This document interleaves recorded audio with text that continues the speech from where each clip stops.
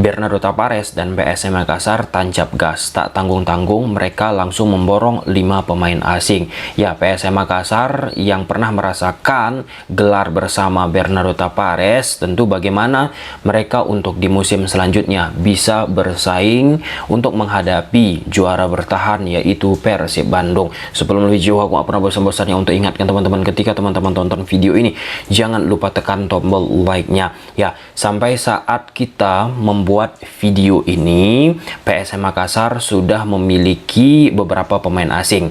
Kita sebut saja Adilson Silva, pemain depan alias striker. Kemudian ada Nermin Haljeta, ini pemain anyar yang dimiliki oleh PSM, posisinya depan. Kemudian ada Daisuke Sakai, sayap kanan. Lalu ada Latir Vol, gelandang tengah. Kemudian ada Victor Luis, bek tengah. Kemudian ada Neto, bek tengah. Yuran Fernandes, bek tengah. Perlu kita garis bawahi, kita nggak tahu dinamika yang terjadi beberapa waktu ke depan. Itulah dia sepak bola Indonesia yang menariknya. Tapi dengan perekrutan yang dilakukan oleh PSM Makassar bersama Bernardo Tavares di musim ketiganya ini, teman-teman, cukup menarik. Kita nanti yang melihat kiprah PSM sejauh mana. Oke, kita sering membahas di musim pertama Bernardo Tavares bersama PSM.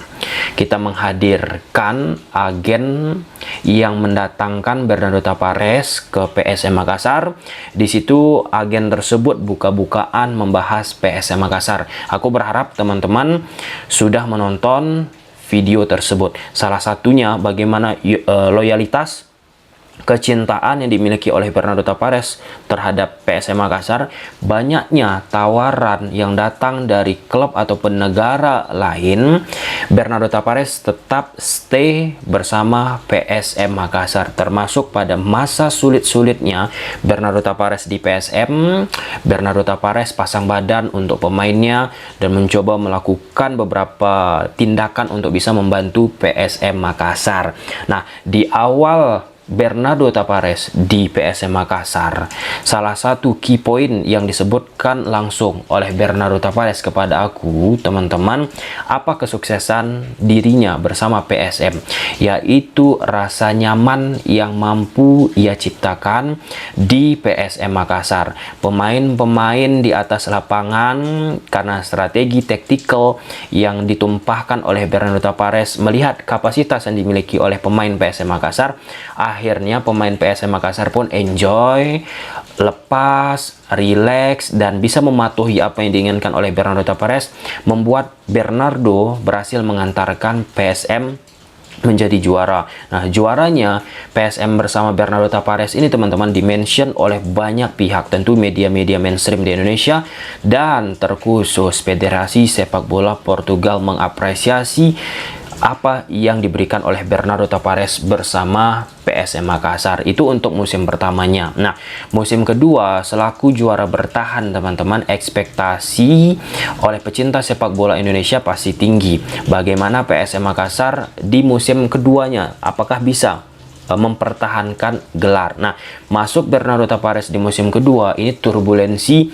banyak terjadi, teman-teman, baik itu dari eksternal ataupun internal. Salah satu yang kuat di musim kedua mempengaruhi PSM Makassar yaitu masalah finansial. Nah, akibat masalah finansial tersebut, ya, PSM Makassar menjadi salah satu klub yang banyak diberitakan oleh media mainstream tidak sehat dalam tanda petik, ya, kondisi skuadnya, teman-teman, karena tidak ada gaji yang lancar dan lain sebagainya. Akibat masalah tersebut membuat aspek yang terjadi yang didapatkan di musim pertama oleh Bernardo Tavares nggak muncul, itu nggak didapatkan oleh pemainnya. Apa? Aspek kenyamanan tadi, aspek bahagia pemain-pemain tadi, teman-teman. Nah, ketika tidak nyaman pemain tadi karena masalah finansial, masalah gaji yang terblow up di media sosial, bahkan sampai salah seorang pemain PSM Makassar pun coba untuk mengundurkan diri dan lain sebagainya, ya, itu akhirnya terlihat dari permainan PSM Makassar. Nggak nggak sekonsisten seperti di musim pertama. Permainan PSM Makassar pun naik turun, dan terkhusus di musim kedua Bernardo Tavares bersama PSM Makassar, Bernardo tidak hanya tampil di level Liga Indonesia. Ada tantangan baru yang didapatkan oleh Bernardo Tavares, yaitu bersama PSM tampil di level Asia. Dengan segala dinamika, dengan segala persoalan finansial teman-teman, main di Liga, main di kancah Asia, ini tentu sangat amat menyulitkan bagi pemain-pemain PSM Makassar. Orang berekspektasi ya selaku juara bertahan bisa bersaing lagi di papan atas, itu tidak tercapai. Di sisi lain di level Asia, ekspektasi pecinta sepak bola Indonesia agar PSM bisa memberikan nama harum bagi Indonesia teman-teman tidak tercapai. Nah, tidak tercapainya prestasi tersebut, harapan tersebut, salah satunya ya itu tadi, ketidaknyamanan muncul di PSM Makassar. Terlepas dari transfer yang dilakukan oleh PSM Makassar pun, skuad yang mereka miliki pun dari sisi ketebalan teman-teman tidak cukup kuat, sehingga membuat ketika PSM Makassar tampil di level yang lebih tinggi dalam kancah Asia teman-teman, pelapisnya itu antara lapis utama, bukan lapis utama, antara pemain inti sama pemain cadangan ada gap, dan muncullah sebuah yang namanya perotasian pemain yang tidak memberikan efek terhadap konstelasi permainan taktikal yang dituangkan oleh Tavares di atas lapangan. Nah, untuk di musim ketiga, salah satu statement disampaikan pemain anyar PSM Makassar, sebenarnya ini bukan nama baru, udah nama lama, yaitu Hilmansah. Hilmansah secara pribadi mengatakan bagaimana bisa berjuang ya untuk melawan juara bertahan, yaitu Persib Bandung, secara substansi menjuarai Liga 1 Indonesia. Nah, ini kan bagaimana suasana ini penting dimiliki oleh pemain-pemain PSM Makassar, memiliki rasa lapar dalam mengarungi Liga 1 Indonesia. Ketika rasa lapar itu ada, kan memacu pemain-pemain tersebut untuk bisa mengeluarkan potensinya seoptimal mungkin. Ya, tentu harus juga disokong oleh manajemen juga, termasuk salah satunya kenyamanan lewat sisi finansial yang diberikan oleh PSM Makassar. Nah, dengan situasi yang diharapkan oleh Hilmansah, tentu harus juga ditekan oleh perekrutan pemain yang oke. Nah, PSM Makassar tergolong dari sisi scouting teman-teman selalu memunculkan nama-nama yang akhirnya memberikan efek kejut terhadap konstelasi pemain-pemain di sepak bola Indonesia. Kita bilang aja ada McClough, dulu ada Christian Eloko Gonzalez, Oscar Arapena, Ronald Fagundes, kemudian ya masa-masa 10 tahun terakhir teman-teman, 5-10 tahun terakhir ada McClough, William Fluwim, kemudian ada Ramadan Sananta yang terbaru. Nah, yang ingin aku sampaikan, kita perlu melihat nih bagaimana perekrutan yang dimiliki dan dilakukan oleh PSM Makassar yang teranyar. Misalnya PSM merekrut pemain anyar yang bernama Neto, Victor Ruiz, Latir Vol, Daisuke Sakai, Nirmin, dan kita lihat ke depannya siapa lagi. Ini kan ditunggu pecinta sepak bola Indonesia, siapa yang mengeluarkan magisnya. Nah, era Bernardo Tavares bersama PSM Makassar memunculkan nama baru kan terhadap talent scout yang didapat oleh PSM dari sisi pemain, yaitu Yuran Fernandes. Yuran Fernandes musim kedua lah ya bersama PSM Makassar sempat dirumorkan banyak ditawar dan diinginkan oleh pemain, tetapi diinginkan oleh klub lain, tetapi ia stay bersama PSM Makassar. Nah, karena PSM Makassar memiliki track record ketika mendatangkan pemain asing baru, kemudian pemain asing tersebut bisa memberikan warna terhadap PSM Makassar, inilah yang diharapkan untuk musim ketiga Bernardo bersama PSM.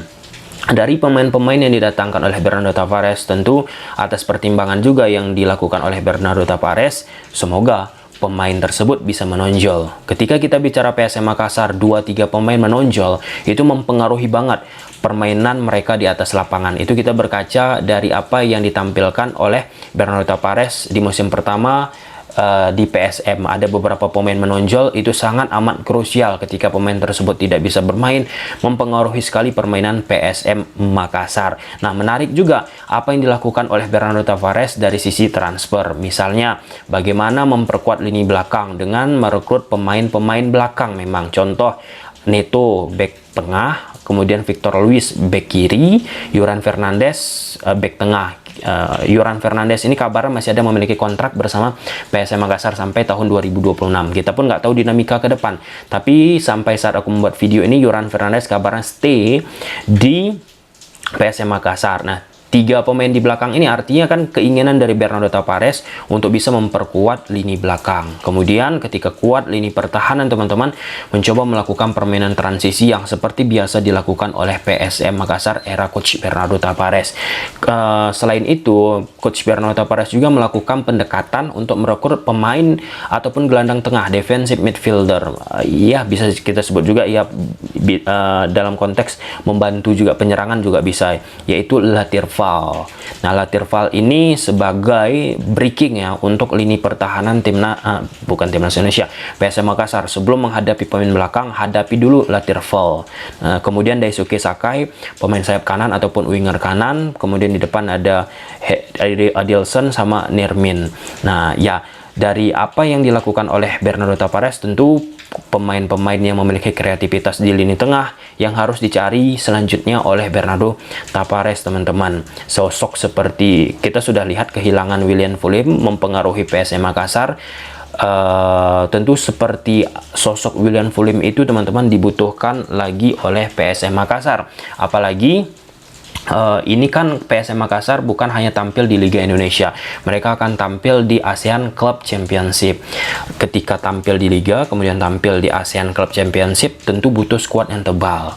Nah, resiko ketika banyak mengikuti kompetisi ataupun turnamen, teman-teman, tidak memiliki skuad yang tebal, itu akan mempengaruhi fisik dari pemain, maka akan sulit juga untuk menampilkan permainan yang terbaik.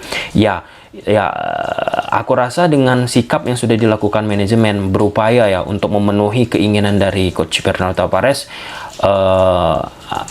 oke untuk di awal-awal ini. Tetapi kita bicara bagaimana ketika sudah sustain, udah berlanjut ini kompetisi. Semoga kejadian-kejadian masalah finansial di musim lalu, drama-drama yang terjadi di musim lalu, itu nggak ada lagi di musim ketiga ini. Karena itu sudah sangat akan nantinya berpengaruh terhadap permainan PSM Makassar. Tetapi kalau kita bicara klub-klub di sepak bola Indonesia, masalah keuangan, masalah finansial ini, teman-teman, menjadi salah satu urgensi yang harus bisa diperhatikan klub-klub tersebut, sehingga tidak ada drama yang terlalu blow up membuat ruang ganti, suasana kondisi klub pun tidak prima.